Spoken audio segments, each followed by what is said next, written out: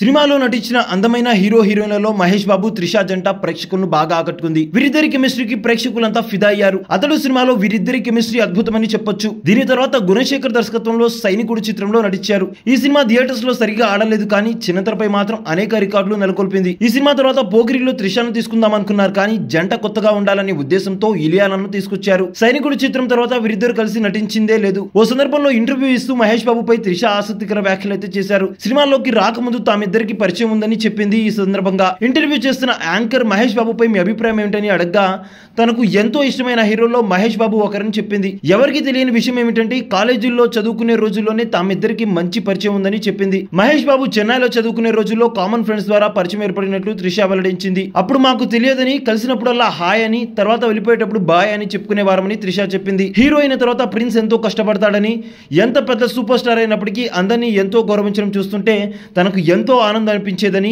ఎంతో స్ఫూర్తివంతంగా ఉండేదన్నారు. ఉదయం నుంచి రాత్రి వరకు కూడా సెట్స్ లో ఉంటారని, అందరి నటులను గమనిస్తుంటారని, మానిటర్ ముందు కూర్చొని జరిగిన షూటింగ్ ను పరిశీలిస్తారని చెప్పింది. అతను అంతలా కష్టపడుతుంటే తనకు ఎంతో గిల్టీగా అనిపించేదన్నారు. అతను కష్టపడే తీరు తనకు స్ఫూర్తిగా నిలుస్తుందని త్రిష వెల్లడించింది. ప్రస్తుతం ఆమె విశ్వంబర చిత్రంలో చిరంజీవి సరసన నటిస్తుంది. మహేష్ బాబు రాజమౌళి దర్శకత్వంలో చేయబోతున్న సినిమాకు సిద్ధమవుతున్నారు.